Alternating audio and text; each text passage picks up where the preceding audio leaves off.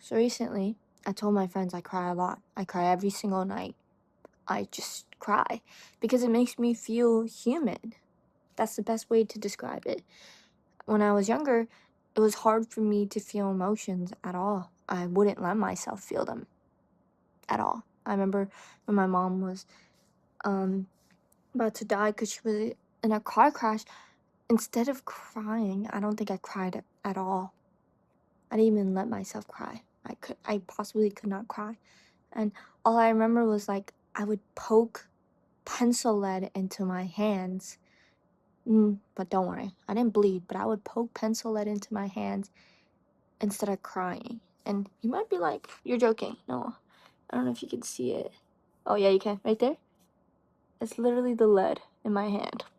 Because I used to poke myself in the hand instead of allowing myself to cry. And when my mom like got better and stuff, and she said she only got better because we prayed for her. I didn't know how to tell my mother that I didn't pray at all. Instead, I was poking myself in the hand with pencil lead. And everyone was like, she doesn't know how to write. No, I know how to write. I was just poking myself with my hand. I guess that's the best way I knew how to regulate my emotions at the time. And then after that, after all that happened, I remember I would have a really hard time sleeping. And I guess that's how my insomnia became a real thing. I couldn't sleep because every time I went to sleep, I would have a nightmare that everyone I fucking loved would just die. So I would sit, me, my mom, and my brother would all share a room together. And we would sleep on the floor together. And I remember I would just sit up and I would watch them sleep because I was worried someone was gonna kill them. So I would just sit there. And I was really young at the time. And even as older, as I got older, I would still do the same thing. But I would like act like I'm sleeping so they didn't think I was actually, stalking them like a weirdo. And I would also do the same thing when my mom worked at night. My mom used to work at night, and I hated it because I was worried. I had constant nightmares, so I couldn't sleep. And I would just sit there and I would wait until the sun came up and I would wait for my mom to come home because I was scared. And I guess it's PTSD because then eventually I started having a little bit of panic attacks, especially when I felt close with people. I would get very anxious, super anxious. And I would have the same thing with my siblings. Like, I would not let my siblings go outside. Mind you, I'm the youngest sibling, so I don't know. I was a freak show as a kid. And then this was during the time that where I didn't understand my emotions at all. I didn't cry that often at all. And then I got to a point in my life where I guess I realized that I was just holding it all in. And when I got older, I started allowing myself to cry, and I felt okay. I felt better. I felt happier because I felt human. And when I was a kid, I felt like there was something wrong with me because I couldn't feel anything. Like I could feel people's pains, and I would think to myself when I would feel these people's pains, like, no, I have to find a solution. I have to do this. I have to fix everything. But I would never cry. And when I got older, when I saw someone in pain, I'd feel myself tearing up. I would feel myself crying. And it wasn't that I was not being a human as a kid, it was just genuinely, I wasn't allowing myself to feel that pain. And it was insane. Low key, insane. But it took me a long time to realize it, mind you. 18 years of my life, I didn't really feel pain. So, actually, maybe it was 16. It was 16, probably. And you know what actually made me realize I had all these problems was a relationship. When you get into a relationship, I guess you feel more vulnerable. And when I first got into a relationship, that's the first time I ever felt like I needed to open up, but I didn't open up because how do I tell somebody that my life is low key like a roller coaster that goes up and down? Like, I didn't know how to express myself. And I didn't want to because we're so young, you know, someone that's so young trying to understand somebody else's pain is really hard compared to somebody that's lived life already. That's why when I was younger, I didn't really tell anyone the stuff I was going through, because how is someone my age supposed to understand that? These people live very healthy lives compared to a life that maybe I lived, or somebody else that maybe was in my shoes, or they have a different story probably, but I didn't know how to tell other people my story. So I never did. I never really opened up until I became an adult, and it's not that I wanted to do it. It's because I chose to be better that I did. Does that make sense? I don't know how to explain it. I didn't open up because that's how I felt.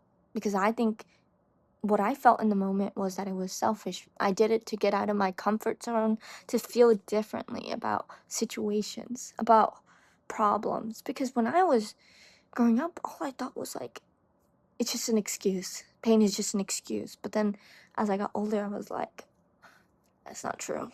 Pain is not an excuse. And I need to be more aware of the people around me and how they feel and how I feel, because honestly, when people say you need to love yourself to love other people, it's true. If you don't love yourself, it's really hard to know how to love somebody else.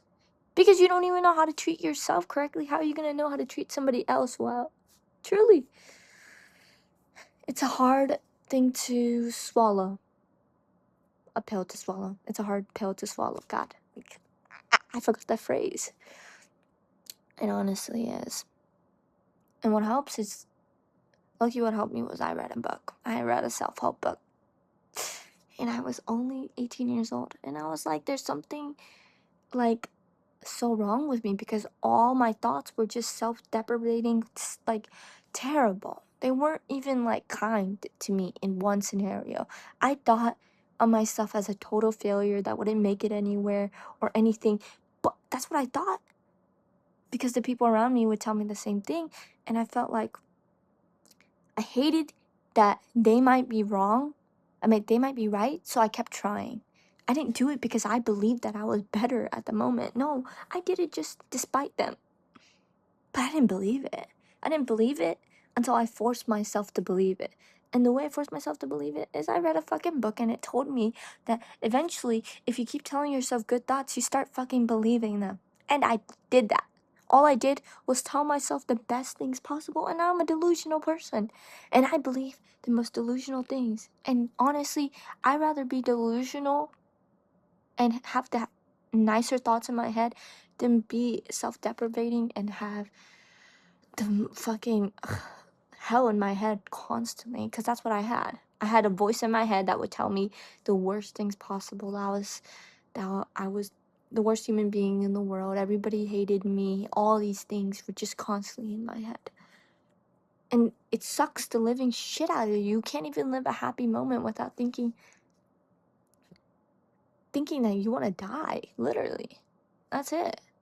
And yeah, I had develop anxiety after a while too, and I was the type of person that I could fake myself in front of other people, but not by myself. I couldn't.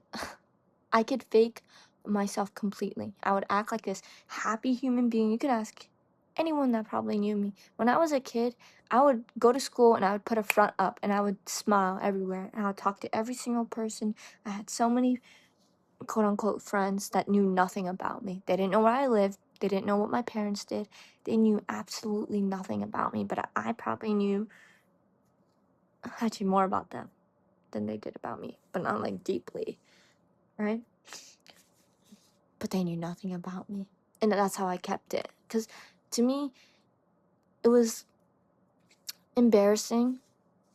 It's sad to say, but they were pretty much pretty wealthy people. And I lived low key, not the I wouldn't say poor, but less than most people. Like my parents didn't give me money to eat out. My parents didn't give me money after school to go. No, I fucking walked my ass home and ate meals with my siblings that we ate once a day. So it's not like we were rich. My mom worked a lot. A lot. I barely saw my mom at home.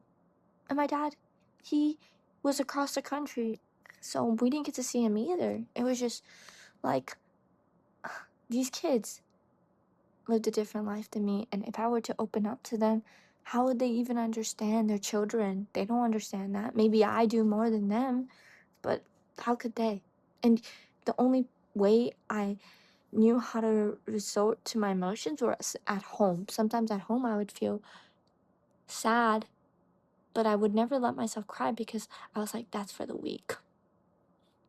Until I became an adult and I learned that I should try to open up, and I did, and it led to low key me hating it because I was like, wow, I opened up to these people and they just did shitty things, and that's when I realized I'm an idiot.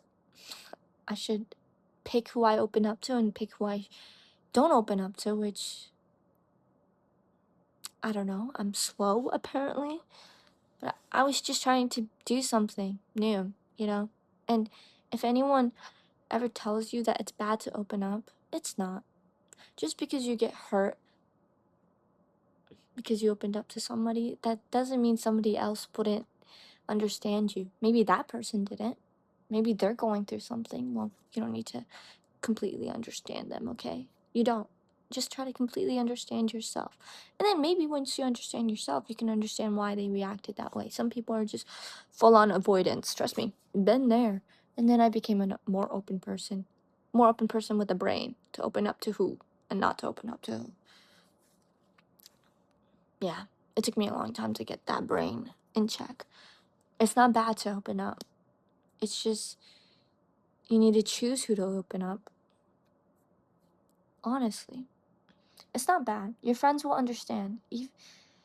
I would say if you're younger, an adult would understand more than a child would. And I didn't want to be selfish and give somebody my pain that was like fucking 8 years old. How is an 8-year-old person supposed to understand the pain I'm going through? You know what I mean? They wouldn't.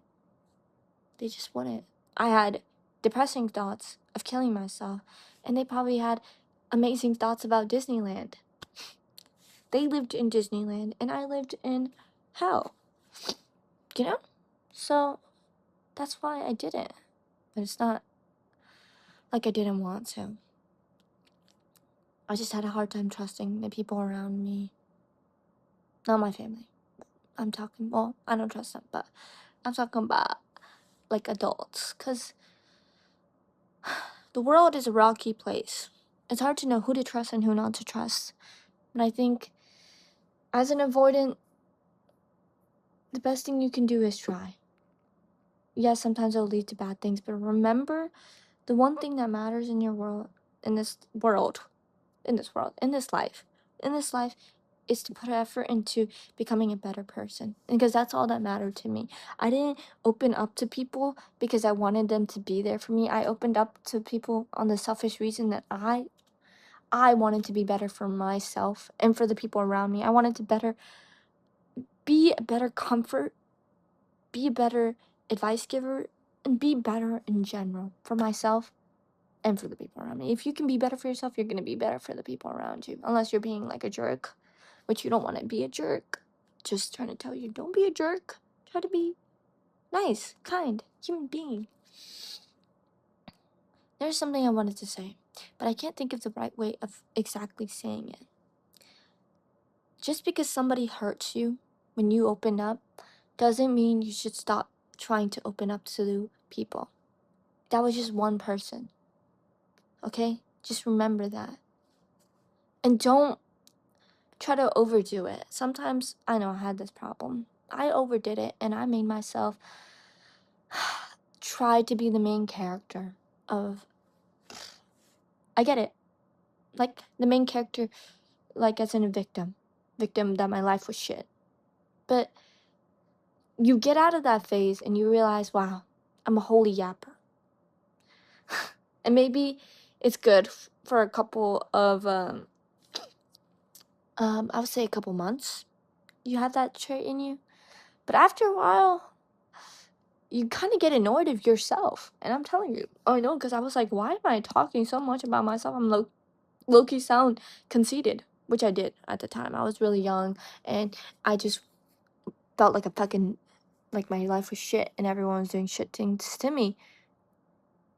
And I was like, after all that happened, I was like, I'm a bit dramatic. I'm a bit of a diva.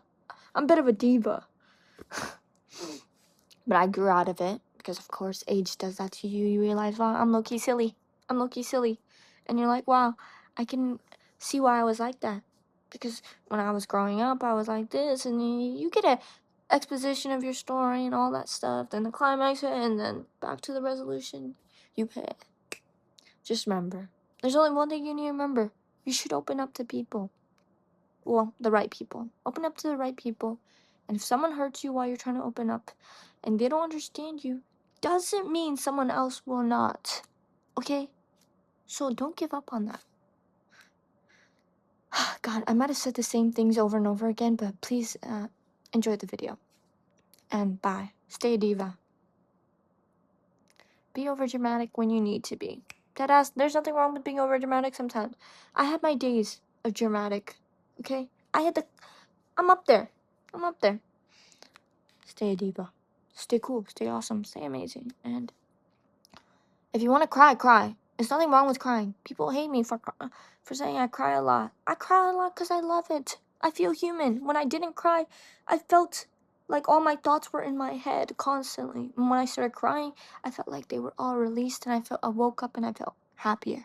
And that's what you will feel. Maybe. Hopefully. Let yourself cry. Okay, bye.